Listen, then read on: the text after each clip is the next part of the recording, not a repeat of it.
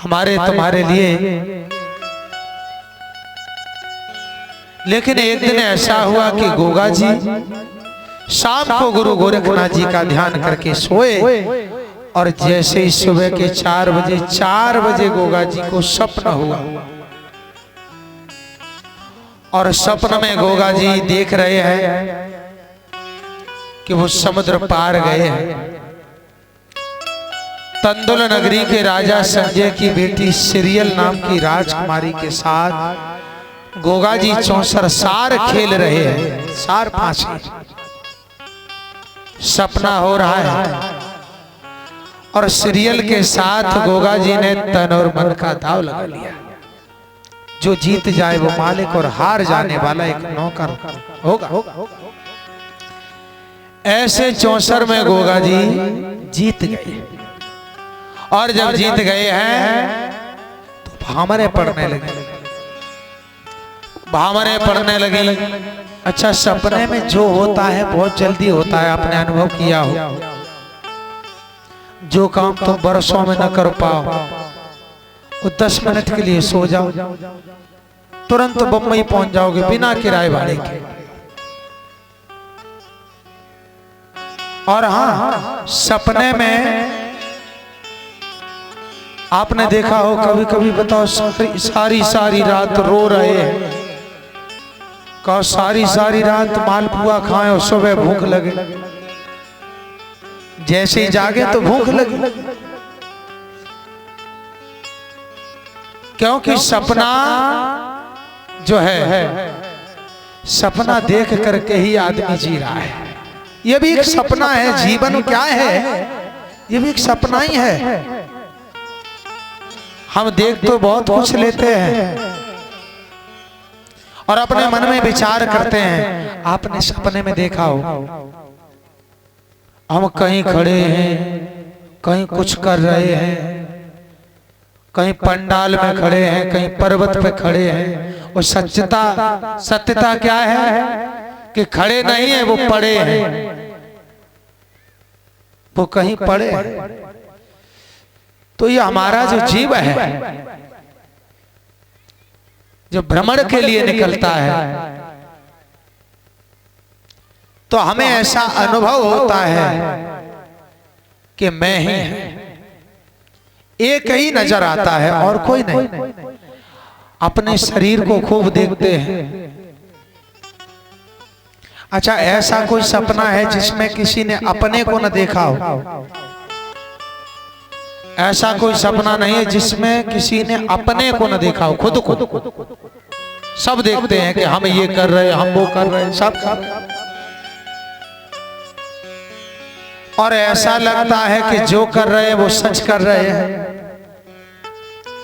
ऐसा ही जाहरवी ने सिरियल के साथ भामरे डाली सपने में। 3.5 भामर ही पढ़ पाए, तब तक गोगा जी की आंख खुल गई। और जैसे ही आंख खुली तो ना तो वो राजकुमारी है और ना ही वो बाघ भामरे पढ़ रही थी। सब खत्म हो गया, सब खत्म हो गया। और भक्तों, हमारी आंख जब खुलती है ज्ञान की ज्योति से, ज्ञान के प्रकाश से, तब हमारी समझ में आता है कि सच में कुछ नहीं है, सब कुछ सपना है। किसी सदगुरु के द्वारा ज्ञान प्राप्त हो जाए तब हमें समझ में आता है। लेकिन हम लीला में ऐसे खेलते हैं। एक आदमी तो ऐसे थे कि महात्मा जी से कहने लगे, महात्मा जी हमें लगता है कि तुम्हारे भगवान में अकल कम है।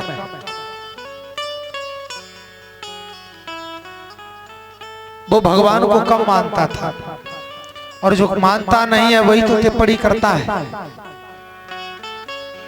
कहने लगा भगवान में कुछ कम अकल मालूम पड़ती है। बोले काहे? बोले हम समझते हैं। महात्मा जी बोले अहो भाग्य जो आपके दर्शन हुए, आपने भगवान की कमी तो ढूंढी। आज हम धन्य हो गए। सच में हम भी कह रहे हैं कि भगवान में अकल कम है। अब वो बोला नहीं, आप महात्मा हैं, आप भगवान के पुजारी और कह रहे हैं भगवान में अकल कम। बोले भगवान में अकल कम हो ना होती, थोड़ी भी अकल होती तो तुमसे बेअकल पैदा काहे को होते हैं? तुम जैसे बेअकल पैदा काहे को होते?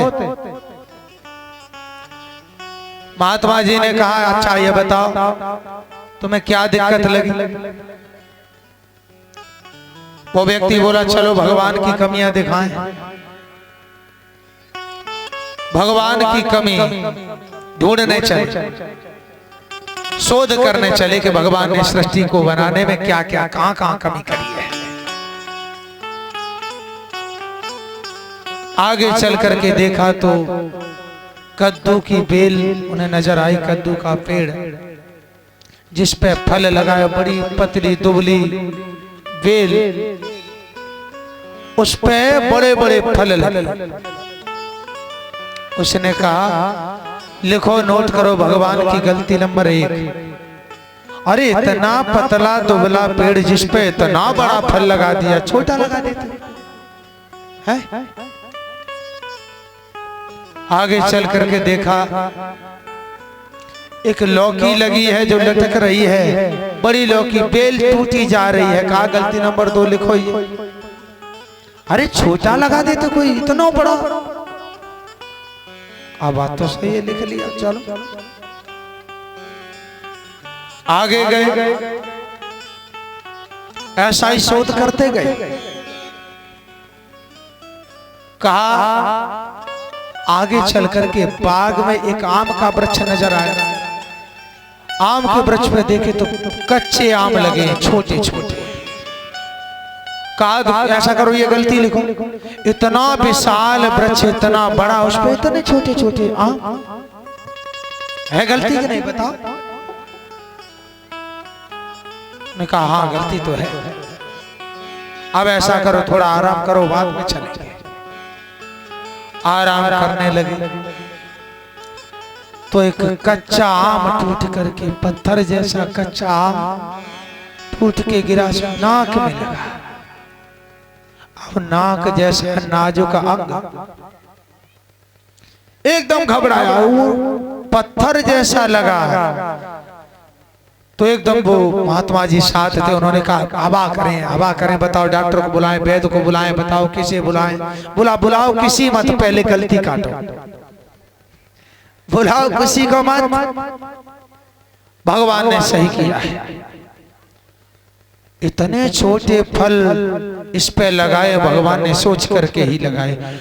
और वृक्ष के हिसाब से फल लगा देते जैसे बड़े बड़े कद्दू जैसे। इसने तो हमारी नाक में दम कर दी। केवल छोटा सा आम टूट करके गिरा, इससे का तो दर्द मुझ पे सहा नहीं जाता, और जो कद्दू जैसा बड़ा फल टूट के गिरता तो काम समाप्त ही हो जाता। तो भगवान की जो क्रिया है हमें न समझी के कारण, जो समझ नहीं आ रही है वो समझाने वाला कोई नहीं है। इसलिए हमें भगवान की लीला एवं क्रिया एवं उनके चरित्रों में, उनकी लीला में हम खोट देखते हैं। जारवीर गोगा जी का सपना जब टूटा, और सच में जब सपना टूटता है, मोह माया के अंधकार का जब सपना टूटता है, तब हमें सच्चाई नजर आती है। लेकिन गोगा जी उस सपने में ऐसे खो गए थे मानो जो हो रहा है बिल्कुल सच हो रहा है। गोगा जी के मन में एक बात जागृत हुई कि जिस राजकुमारी के साथ मैंने भामर डाली सपने में, अब हम उस राजकुमारी से सपना जरूर ही सच करेंगे।